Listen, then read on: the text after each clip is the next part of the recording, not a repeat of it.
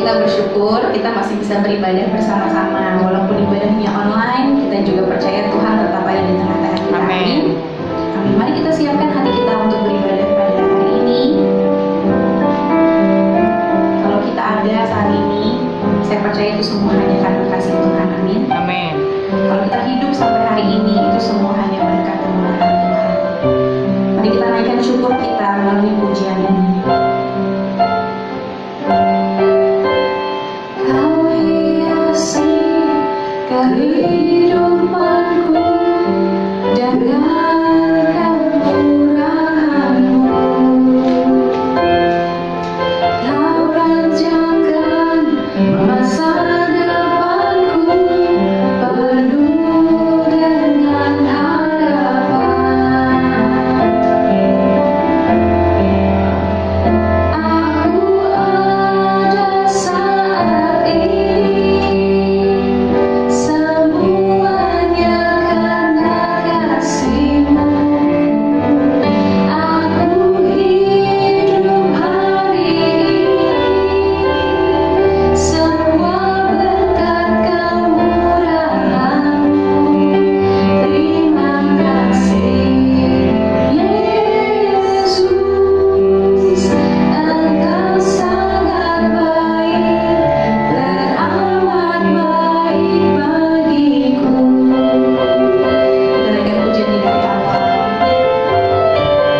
Kau hiasi kehidupanku dengan kemurahan-Mu. Kau rancangkan masa depanku penuh dengan harapan. Aku ada saat ini, semuanya karena kasih-Mu. Aku hidup hari ini, semua berkat kemurahan-Mu. Terima kasih Yesus, Engkau sangat baik, teramat baik bagiku.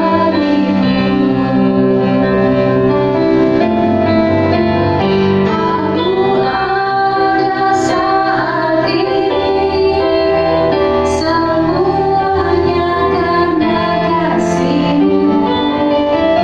Aku hidup hari ini, semua berkat kemurahan-Mu.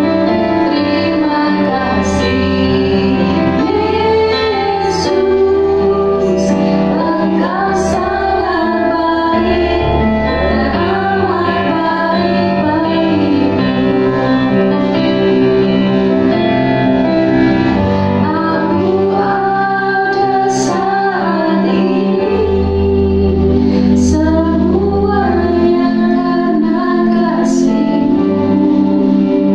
Aku hidup hari ini, semua berkat kemurahan-Mu. Terima kasih Yesus, Engkau sangat baik, teramat baik bagiku. Engkau sangat baik, teramat baik bagiku. Engkau sangat baik, teramat baik bagiku. Ya Tuhan, Kau adalah Tuhan yang baik bagi kami. Kami tahu Tuhan, kami masih ada sampai saat ini itu semua hanya karena kasih-Mu Tuhan. Semua hanya karena anugerah dan kemurahan-Mu Tuhan. Terima kasih Tuhan untuk tahun yang baru. Terima kasih untuk tahun 2020 yang Tuhan tetap menyertai kami walaupun begitu banyak masalah yang ada Tuhan. Terima kasih Tuhan, kami juga pada hari ini siap untuk beribadah Tuhan. Biarlah Tuhan yang bimbing ibadah ini dari mulai sampai selesai. Biar Tuhan juga yang menyucikan dan menguduskan kami dan mengurapi kami Tuhan. Biar puji-pujian yang kami naikkan juga boleh menjadi dupa yang harum di hadapan Engkau. Terima kasih Tuhan, dalam nama Tuhan Yesus kami sudah berdoa dan mengucap syukur. Amin. Shalom, selamat pagi, selamat hari Minggu, selamat tahun baru. Biarlah tahun baru ini kasih Tuhan tetap menyertai kita, amin. Mari kita terima sukacita surga, sukacita yang datangnya dari Tuhan. Kita menaikkan pujian bagi Tuhan kita. Terima sukacita surga.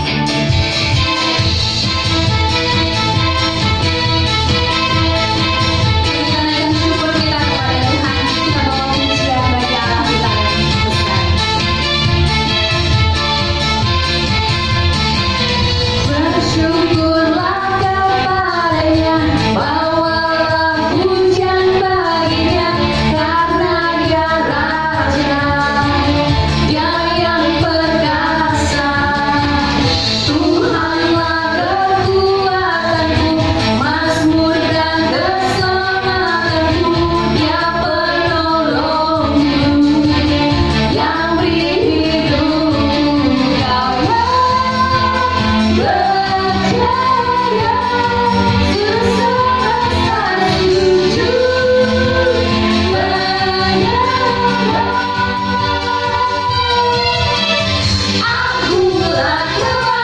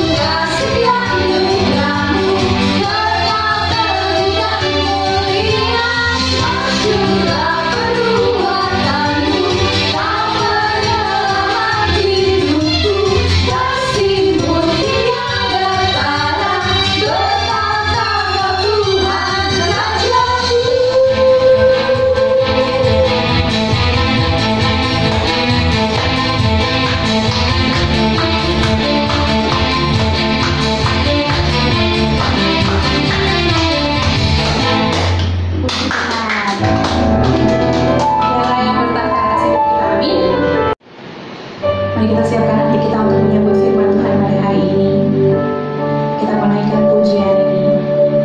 Aku percaya Tuhan bahwa kami aman ada dalam-Mu. Kami percaya Tuhan, rencana Tuhan tidak pernah gagal dalam hidup kami.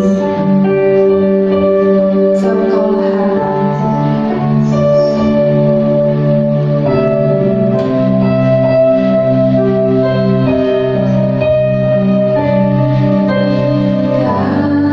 Kasih-Mu, karya-Mu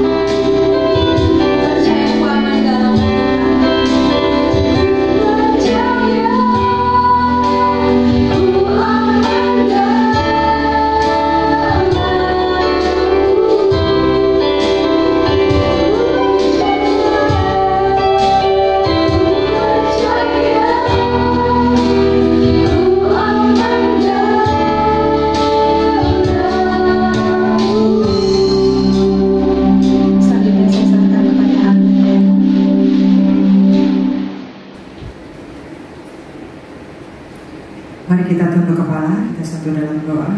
Terima kasih Tuhan untuk ibadah kami. Kami masih punya kesempatan untuk mendengarkan firman Tuhan, memuji dan menyembah Tuhan. Mari tegur kami, mari koreksi kami, mari kuatkan kami, mari teguhkan kami melalui firman-Mu ini. Tuhan, kami menyerahkan kepadamu segala media yang kami gunakan, ruangan dimanapun kami beribadah, hati dan pikiran kami serahkan semuanya hanya ke dalam tangan-Mu. Dalam nama Yesus kami berdoa dan bersyukur. Percaya bersama kita katakan amin. Shalom Bapak Ibu Saudara, Happy New Year. Selamat tahun baru. Kita sudah tiba di tahun 2021, minggu yang pertama. Walaupun susah, walaupun sulit, walaupun penuh tantangan, tapi akhirnya bersama Yesus, bersama orang-orang yang kita kasihi, kita berhasil melewati tahun 2020. Banyak orang berkata di tengah pandemi, ya yang penting kita bisa makan, yang penting kita bisa sehat, yang penting kita masih bisa bersama orang-orang terkasih. Itu betul Bapak Ibu Saudara. Dan sudah tiba kita di sini tahun 2021. Minggu ini kita masih bisa beribadah walaupun mungkin secara online sambil melihat situasi yang beredar. Nah, Bapak Ibu, apa yang sudah kita lakukan? Pembaharuan apa? Pemulihan apa? Perubahan positif apa yang kita lakukan di tahun yang baru ini? Saya ingin mengajak kita melihat bagaimana ibadah yang kita lakukan di tahun yang baru ini. Apakah masih sama seperti tahun 2020? Apakah masih melakukan kesalahan yang sama? Apakah masih melakukan kemalasan yang sama? Atau kita malah makin mundur daripada tahun-tahun yang lalu? Yuk, nanti Bapak Ibu Saudara di rumah bisa membaca dari 1 Samuel 7 ayat 1 sampai yang ke-14. 1 Samuel 7 ayat 1 sampai yang ke-14. Memang ayatnya agak banyak karena saya ingin Bapak Ibu bisa mengikuti alur ceritanya di sana. Kemudian 2 Raja-Raja 17 ayat 24 sampai 41. 2 Raja-Raja 17 ayat 24 sampai 41. Nah, Bapak Ibu Saudara bisa mengikuti melalui pembacaan di rumah masing-masing. Nah, Saudara, umat Israel adalah bangsa pilihan Tuhan. Kita tahu sejak semula Tuhan berlaku sangat baik, sangat sabar kepada Israel. Seperti seorang ibu yang mengasuh dan merawat anak-anaknya, seperti seorang gembala yang setia memelihara domba-dombanya.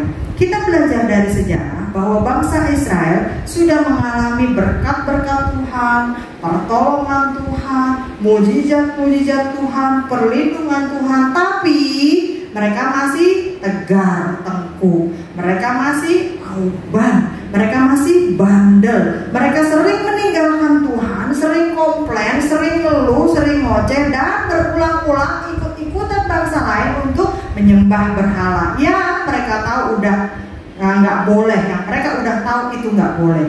Ketika menjadi nabi Tuhan, Samuel menemukan adanya sejumlah umat Israel yang meninggalkan Tuhan dan menyembah Baal dan Asitoret. Nabi Samuel sudah melihat kondisi ini dan menyadari bahwa cara satu-satunya adalah menyingkirkan semua berhala itu supaya umat Israel ini bisa kembali hidup dengan memandang kepada Tuhan yang benar saja. Saat itu juga umat Israel diserang bertubi-tubi oleh orang-orang Filistin, musuh bebuyutannya sejak dulu kala. Kedua anak Imam Eli, Hofni dan Finehas yang jahat juga mencemari kekudusan bait Allah dan menindas rakyat. Banyak masalah, banyak tantangan dan pergumulan. Akibatnya apa? Kehidupan rohani dan moral umat Israel berada di dalam masa darkness, kegelapan yang begitu pekat. Dalam kondisi serupa inilah Tuhan membangunkan hambanya Samuel, ditetapkan sebagai imam dalam 1 Samuel 2 ayat yang ke-35 untuk menyelamatkan umat Israel. Bapak Ibu Saudara, Samuel adalah hamba pilihan Allah.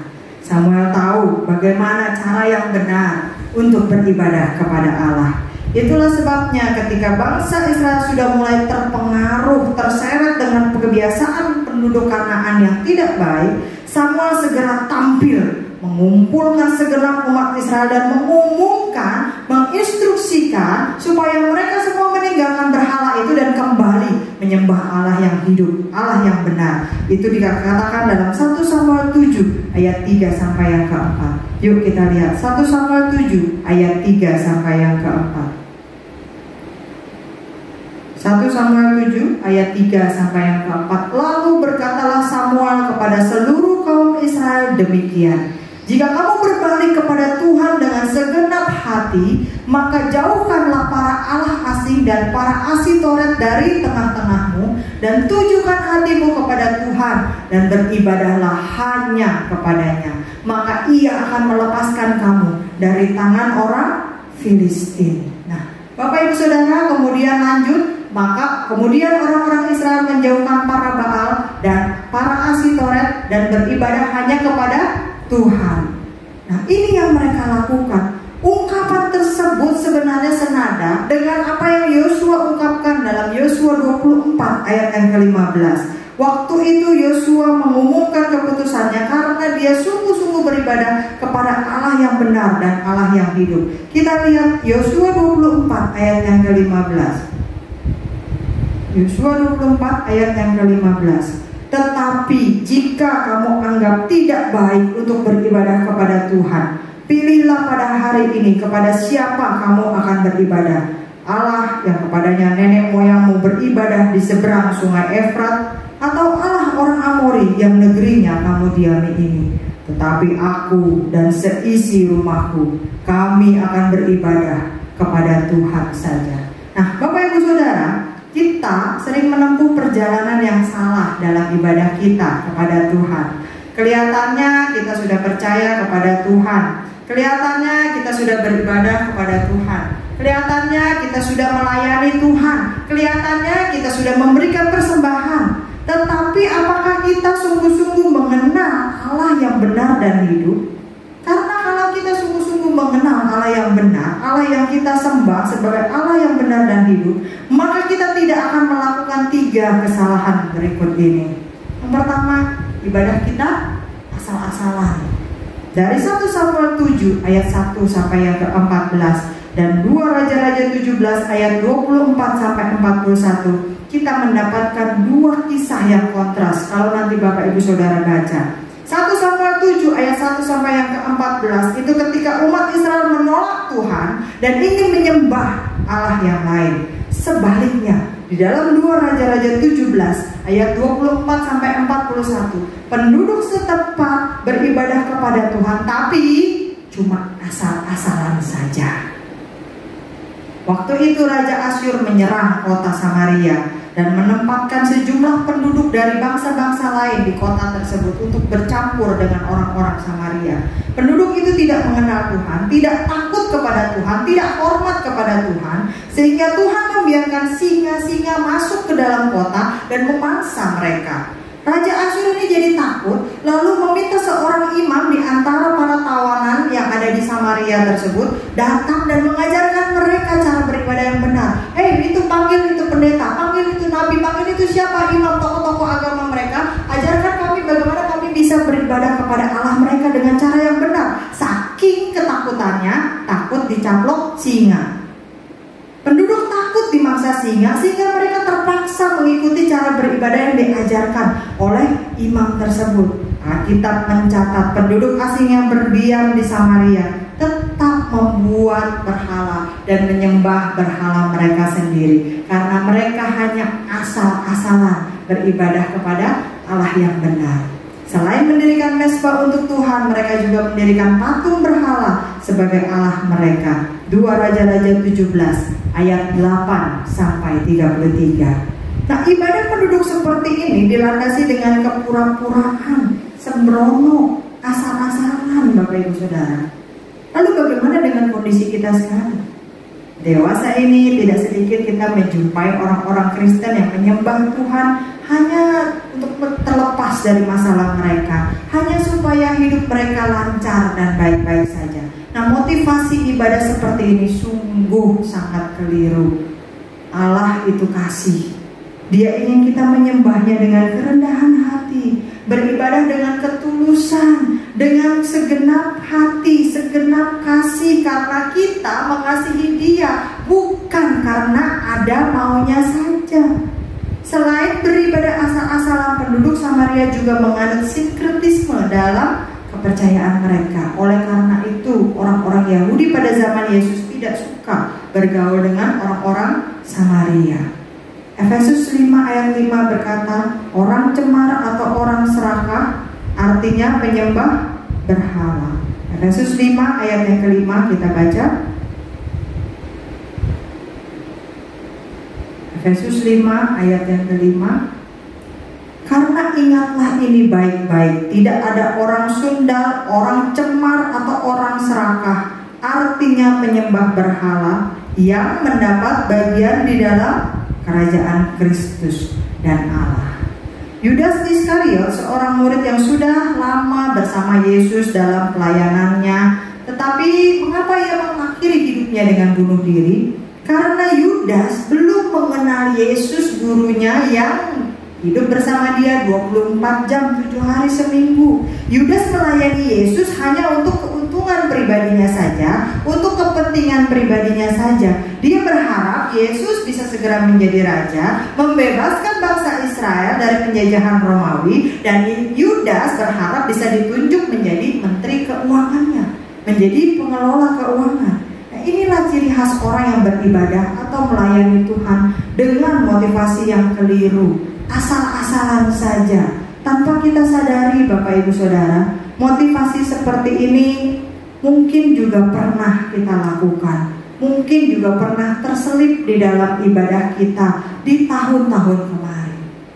Suatu kali ada seorang bapak ini masuk ke sebuah gereja, dan kemudian dia duduk di paling belakang. Dia duduk, dia mengikuti puji-pujian, dia mengikuti tepuk tangan dan seterusnya. Lalu kemudian tiba-tiba doa berkat. Sebelumnya ada kolekte, doa berkat, dan kemudian jemaat berdiri dan disalami untuk pulang. Bapak ini kemudian antri, dan ketika dia salaman dengan gembalanya, dia marah-marah. Gereja macam apa ini? Masa tidak ada firman Tuhan?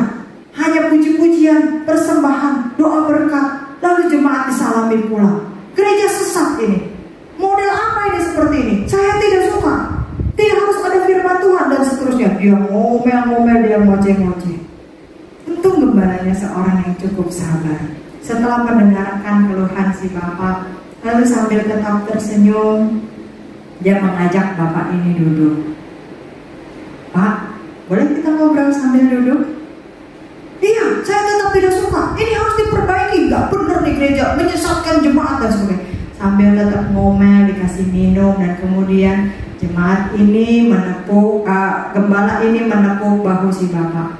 Pak, maaf ya, tadi setelah puji-pujian, sebelum masuk firman Tuhan, bapak ketiduran. Bapak baru terbangun setelah firman Tuhan, waktu kami sedang mengedarkan kantong kolekte. Jadi Bapak tidak mendengarkan firman Tuhan. Bukan tidak ada firman Tuhan di gereja ini. Bapak ini yang tadinya begitu ngoceh-ngoceh penuh gairah, langsung tertunduk malu. Iya sih, emang saya tadi sebenarnya niatnya setengah hati, niatnya asal-asalan datang ke gereja. Nah, Bapak Ibu Saudara, bagaimana ketika kita hadir di dalam ibadah? Apakah kita sungguh-sungguh atau hanya sekedar melewatkan waktu? Rugi Bapak Ibu Saudara, waktu terbuang percuma, tapi kita tidak mendapatkan berkat Tuhan, kita tidak mendapatkan benih firman Tuhan, kita melewatkan bagian-bagian penting di dalam ibadah tersebut. Rugi kalau kita hanya sekedar membuang-buang waktu tanpa kita mendapatkan hubungan dengan Tuhan, tanpa kita mendapatkan berkat Tuhan, tanpa kita mendapatkan peneguhan, pertolongan, tanpa kita mendapatkan kekuatan dari Tuhan melalui firman-Nya.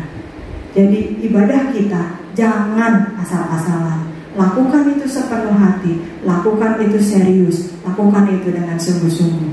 Yang kedua, jangan kita ibadah yang memperalat Allah.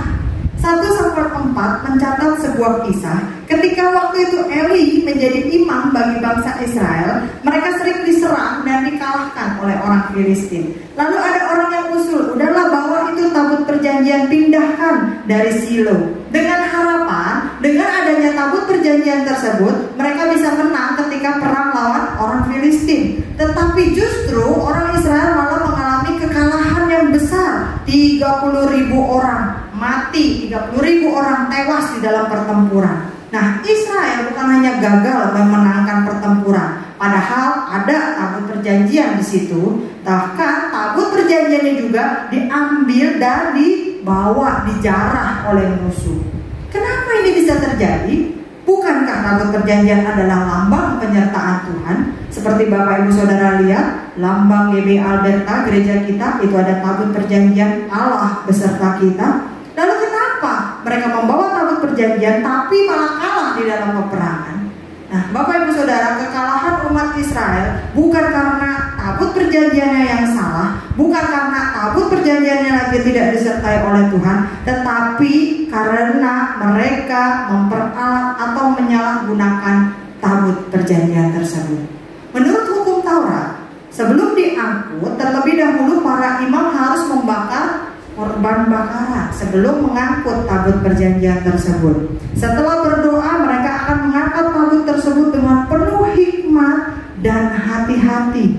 Tetapi di dalam peristiwa ini, tabut tersebut malah diangkat oleh 2 orang anak Imam Eli, Hofni dan Finehas, yang jelas-jelas kelakuannya tercemar dan berbuat jahat. Ini tandanya bahwa bangsa Israel tidak menghormati Tuhan sesuai dengan tuntutan hukum Taurat, sesuai dengan aturan Tuhan sendiri. Mereka memperalat tabut perjanjian itu, yang penting ada deh, terus kita bisa menang. Udahlah bawa aja bagaimanapun caranya, terserah kita, yang penting hadir, nanti kita bisa menang. Tidak mengikuti apa yang Tuhan mau, tidak mengikuti instruksi yang Tuhan sudah buat.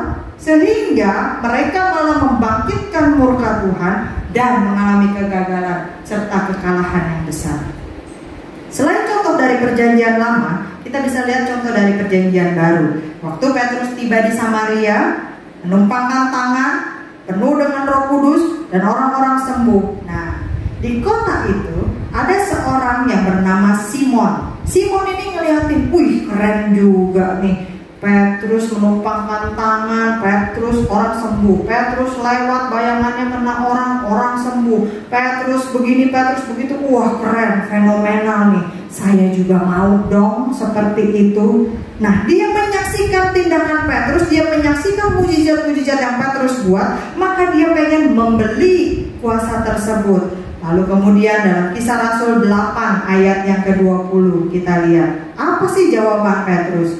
Kisah Rasul 8 ayat 20. Tetapi Petrus berkata kepadanya, binasalah kiranya uangmu itu bersama dengan engkau, karena engkau menyangka bahwa engkau dapat membeli karunia Allah dengan uang.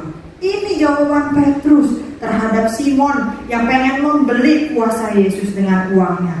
Nah, Bapak Ibu, dari 2 contoh tersebut kita tahu bahwa melayani Tuhan, beribadah kepada Tuhan, tidak boleh memperalat Tuhan, tidak boleh memperalat Allah. Beribadah, melayani untuk keuntungan pribadi kita juga tidak boleh kita lakukan. Makanya di dalam Matius 7 ayat 21 sampai 23, Matius 7 ayat 21 sampai 23, bukan setiap orang yang berseru kepadaku, Tuhan, Tuhan, akan masuk ke dalam kerajaan surga, melainkan dia yang melakukan kehendak Bapakku yang di surga. Pada hari terakhir, banyak orang akan berseru kepadaku, Tuhan, Tuhan, bukankah kami bernubuat demi namamu dan mengusir setan demi namamu dan mengadakan banyak mujizat demi namamu juga? Pada waktu itulah aku akan berterus terang kepada mereka dan berkata, aku tidak pernah mengenal kamu. Enyahlah daripadaku, kamu sekalian pembuat kejahatan.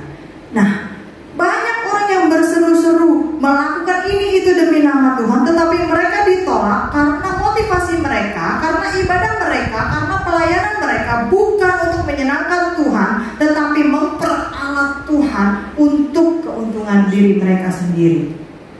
Di dalam hidup kita sehari-hari, mari kita cek, apakah tanpa kita sadari kita sudah memperalat Tuhan, kita sudah menggunakan Tuhan hanya untuk memenuhi hawa nafsu kita, hanya untuk mendapatkan apa yang kita mau, tanpa kita sungguh-sungguh peduli dengan keberadaan Tuhan yang sesungguhnya. Jangan sampai kita ibadah hanya untuk memperalat Tuhan, karena yang akan kita dapatkan adalah murka dan kutuk, bukan berkat dan mukjizat Tuhan. Bapak Ibu Saudara, apalagi kesalahan yang tidak boleh kita lakukan? Ibadah setengah hati. 2 Tawarik 25 ayat yang kedua. 2 Tawarik 25 ayat yang kedua. 2 Tawarik 25 ayat yang kedua. Ini kisah waktu itu Amazia melakukan apa yang benar di mata Tuhan, tetapi tidak dengan segenap hati. Dia melakukan apa yang Tuhan mau? Iya. Dia melakukan firman Tuhan? Iya. Dia melakukan apa yang Tuhan suruh? Iya.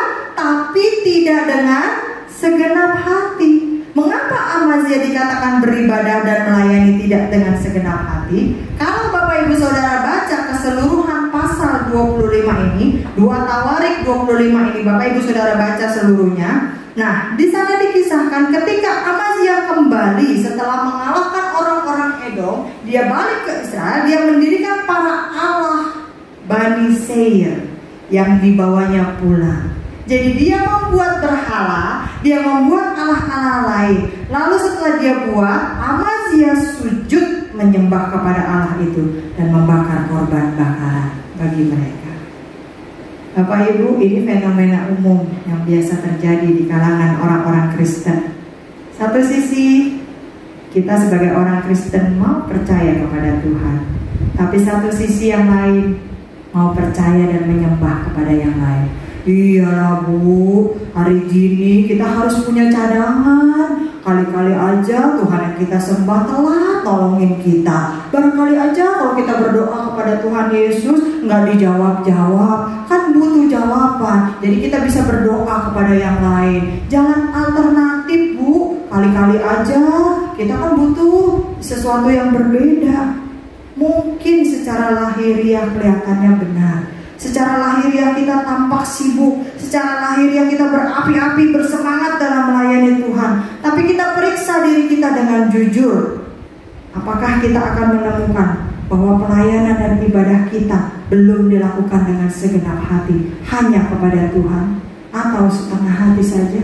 Ya udahlah, udah terlanjur, udah ketahuan bisa nyanyi, dijadwalin gak apa-apa lah, nyanyi lah. Ya udahlah, dikasih pelayanan, gak apa-apa lah, kerjain aja lah, yang penting udah lewat. Kalau kita lakukan dengan setengah hati ibadah dan pelayanan kita, itu tidak akan mendatangkan kesukaan bagi Tuhan, malah mendatangkan murka. Sebagai orang Kristen, kita tidak hanya dituntut untuk mengasihi Tuhan dengan segenap hati, tetapi juga harus beribadah dan melayani Dia dengan segenap hati. Di tengah kehidupan kita yang makin modern sekarang ini dan menawarkan makin banyak kenikmatan.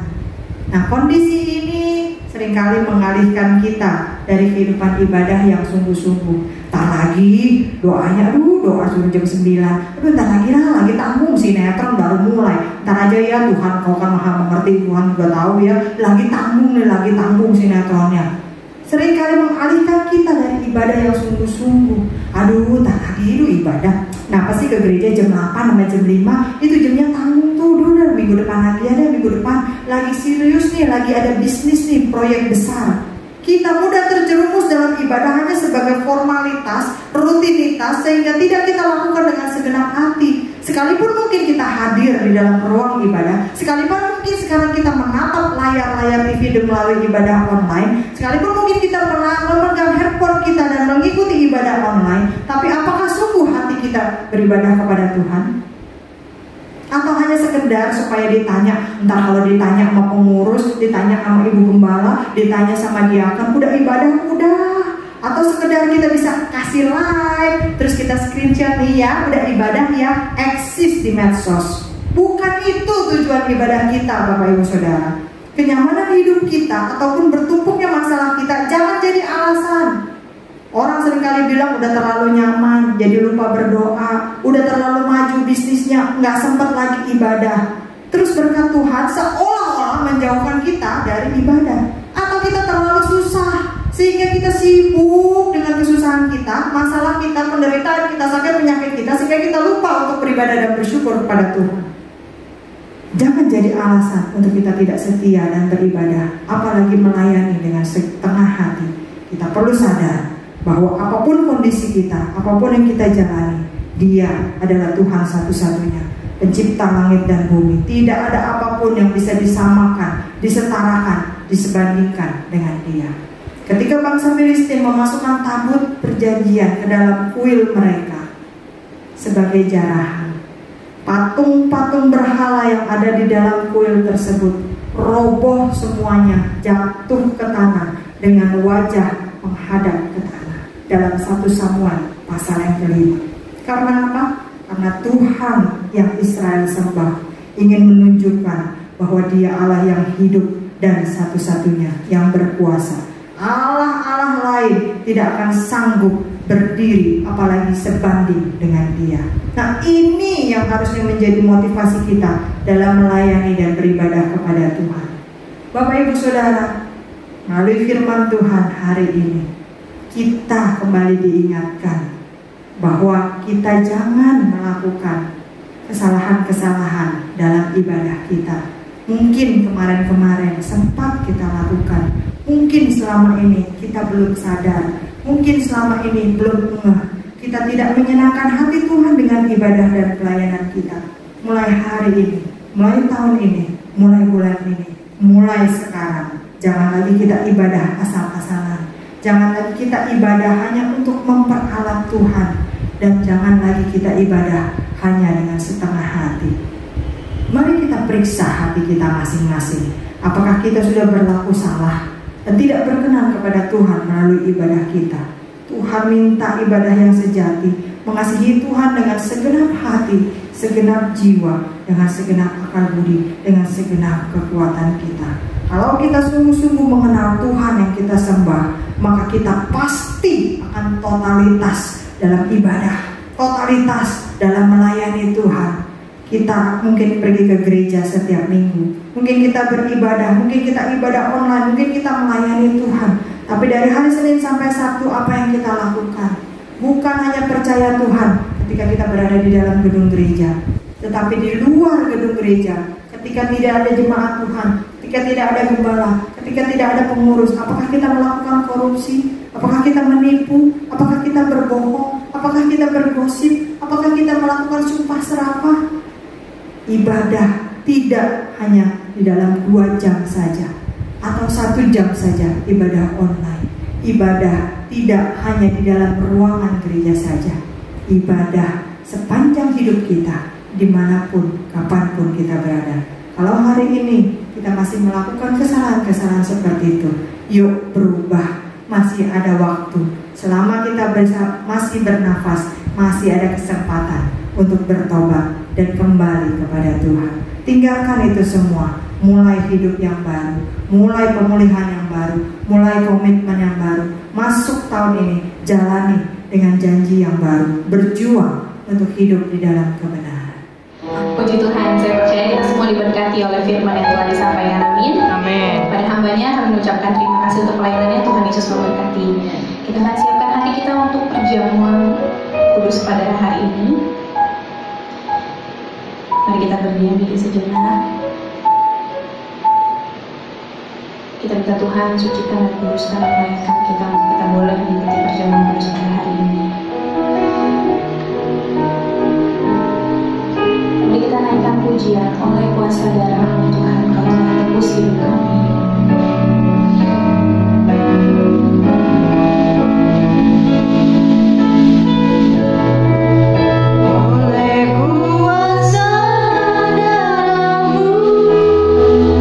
Kau telah tebus dosaku.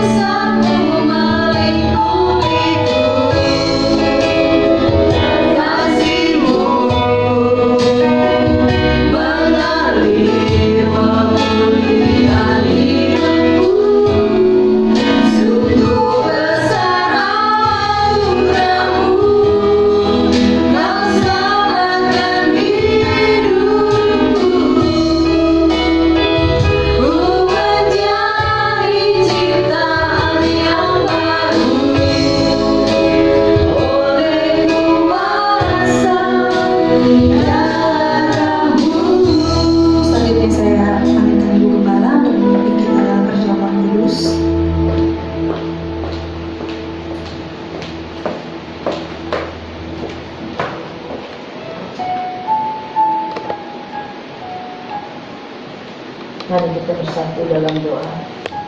Tuhan Yesus, kami bersyukur dan berterima kasih untuk firman-Mu yang memberikan kekuatan kepada kami, yang memberikan harapan kepada kami, yang menegur kami, mengingatkan kami, bahkan juga yang memberikan kekuatan yang baru kepada kami untuk melewati tahun, memasuki tahun yang baru ini Tuhan. Itu sebabnya kami percaya pengharapan kami ada di dalam Engkau Tuhan, karena Engkau yang sudah menebus kami Tuhan. Kami bersyukur dan berterima kasih Bapa untuk firman-Mu. Kami bersyukur dan berterima kasih kalau saat ini kami diberikan kesempatan untuk makan, minum, sehidangan, semeja bersama dengan Engkau. Dan kami percaya Tuhan, tubuh dan darah-Mu yang menyatu dengan kami memberikan sesuatu yang berarti bagi kami Tuhan. Dan kalau saat ini kami datang dengan sebagai macam penyakit, kami percaya Tuhan, tubuh dan darah-Mu di dalam nama Yesus menyembuhkan kami Tuhan.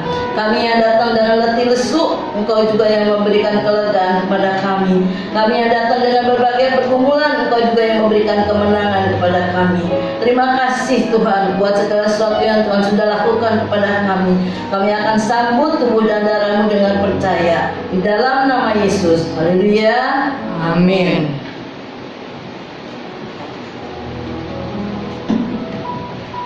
Bapak Ibu Saudara, darah Yesus menyucikan kita dari segala dosa. Darah Yesus juga memutuskan kita dari segala kutuk-kutuk, dan darah Yesus juga menghancurkan kita dari segala kekuatan iblis. Karena itu hendaklah tiap-tiap orang menguji dirinya sendiri, dan baru sesudah itu ia makan roti dan minum dari cawan itu. Karena barang siapa makan dan minum tanpa mengakui tubuh Tuhan, ia mendatangkan hukuman atas dirinya sendiri. Jadi barang siapa dengan cara yang tidak layak makan roti atau minum cawan Tuhan, ia berdosa terhadap tubuh dan darah Kristus.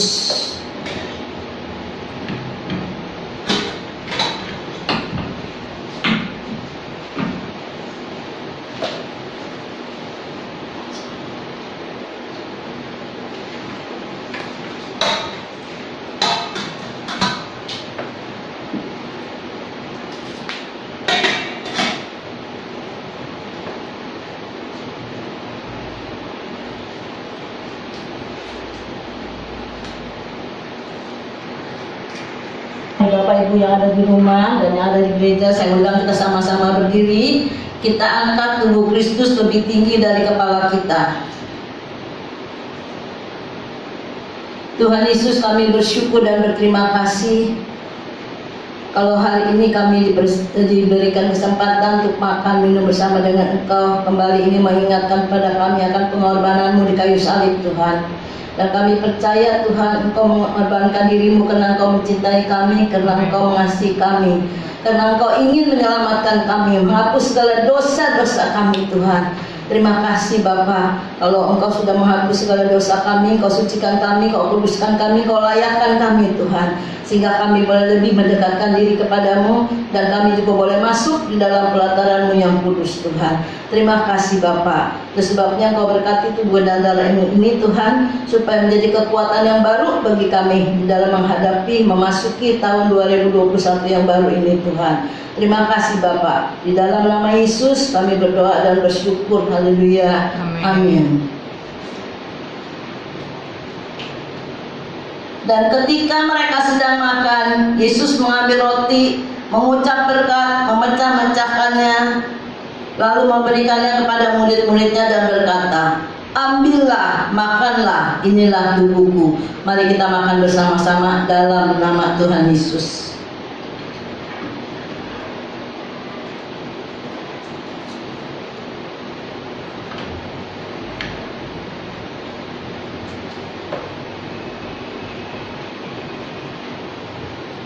Kita angkat darah Yesus lebih tinggi dari kepala kita. Sesudah itu ia mengambil cawan, mengucap syukur, lalu memberikannya kepada mereka dan berkata, minumlah kamu semua dari cawan ini, sebab inilah darahku, darah perjanjian yang ditumpahkan bagi banyak orang untuk pengampunan dosa. Kita minum bersama-sama dalam nama Tuhan Yesus.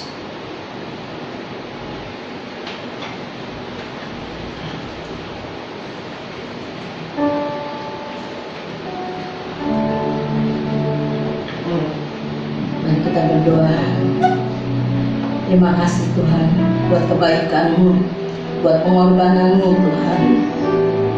Karena kami percaya tubuh darah-Mu yang sudah menyatu dengan kami, menyucikan kami, menguduskan kami Tuhan, melayakkan kami untuk datang di hadapan hadirat-Mu. Terima kasih Tuhan, kami percaya firman-Mu yang sudah menguatkan kami, menuntun kami di tahun yang baru Tuhan, tahun 2021 ini, sehingga kami boleh menjalaninya bersama dengan Tuhan, dengan harapan bersama Tuhan, karena hidup kami ada di dalam Engkau Tuhan. Terima kasih Bapa, terima kasih Tuhan Yesus untuk segala sesuatu yang Tuhan sudah buat bagi kami. Kami alaskan doa ini hanya di dalam nama Tuhan Yesus. Haleluya, amin.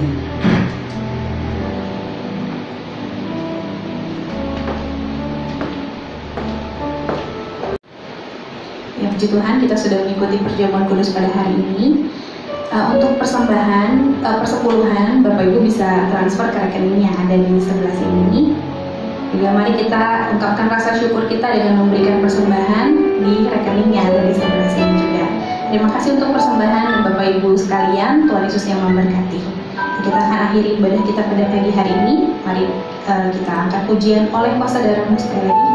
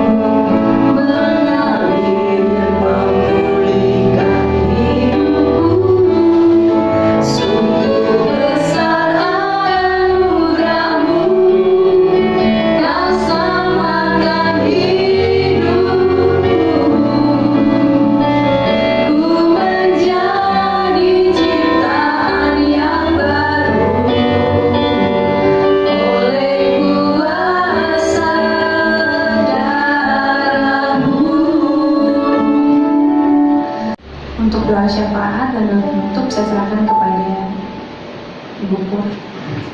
Mari kita bersatu dalam doa. Bapa, sungguh kami bersyukur, berterima kasih Tuhan untuk kasih setia-Mu dalam kehidupan kami.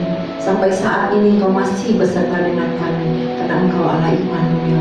Bapa, kami yakin dan percaya Tuhan memasuki tahun 2021 ini Bapa. Kami yakin dan percaya Tuhan yang kami sembah yang tidak berubah dulu sekarang hingga selama-lamanya. Baik kasih kuasa mujizatnya Tuhan selalu menyertai kami hingga saat ini dan sampai selama-lamanya. Kami yakin dan percaya kami akan memasuki tahun 2021 dengan keyakinan yang penuh Tuhan.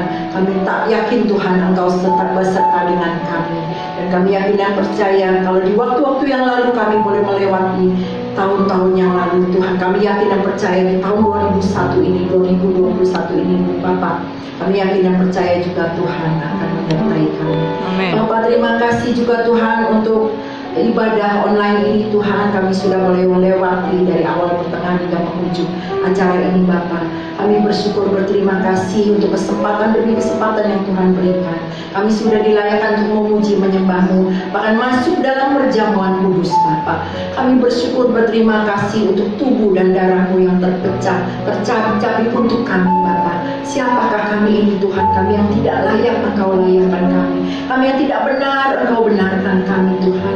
Terima kasih Tuhan untuk kasih setiap-Mu, untuk pengorbanan-Mu yang begitu besar dalam hidup kami. Terima kasih juga untuk Ibu Gembala yang begitu setia melayani kami di dalam perjamuan maupun mengayomi kami Bapak. Terus Tuhan berikan kekuatan, kesehatan yang daripada-Mu Bapak. Kami yakin dan percaya ada rencana-Mu yang indah untuk Ibu Gembala Bapak. Kau mau pakai dia sampai Kau datang pada kali yang kedua. Memberkati keluarga besarnya, anak mantu cucunya semuanya Tuhan. Biarlah lewat keluarga ini, keluarga-keluarga yang lainnya juga diberkati. Terima kasih juga Tuhan untuk anak-anak-Mu, hamba-Hamba-Mu yang melayani pada pagi hari ini Bapak. Kami yakin dan percaya mereka tidak akan kehilangan upahnya. Tuhan yang akan memberkatinya Tuhan.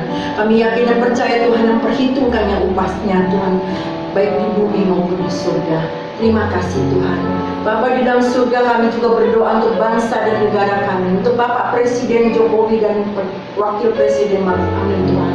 Kami bersyukur berterima kasih Engkau sudah pilihkan presiden buat kami di Indonesia ini Bapak. Terus Tuhan berikan kekuatan, kesehatan, Kau topang di dalam kasih-Mu Tuhan, sehingga mereka boleh menjalankan tugasnya dengan kekuatan yang daripada-Mu Bapak. Kami berdoa juga Tuhan untuk para dokter, tim medis Tuhan yang ada. Semuanya Tuhan kami serahkan yang kasih pimpinan Tuhan. Beri kekuatan, kesehatan, semangat yang daripada-Mu. Terima kasih Yesus, terpujilah nama-Mu.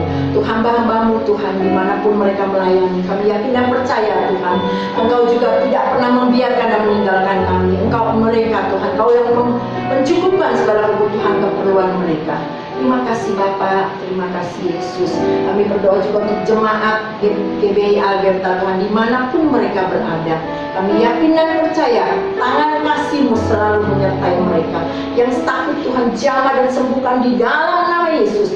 Yang susah Tuhan hiburkan, yang mengalami masalah Tuhan berikan jalan keluar, yang putus asa Tuhan berikan harapan, yang terikat dilepaskan di dalam nama Yesus, yang kekurangan Tuhan cukupkan. Terima kasih Bapa, terpujilah nama-Mu. Segala pujian, hormat, kemuliaan kami kembalikan kepada-Mu. Kalau sebentar kami akan akhiri ibadah ini Tuhan, kami yakin dan percaya Tuhan, kami sudah menerima tubuh dan darah-Mu. Kami sudah disucikan, kami sudah disembuhkan dari segala sakit penyakit. Kami yakin dan percaya kami akan pulang dengan membawa sukacita kemenangan yang daripada-Mu.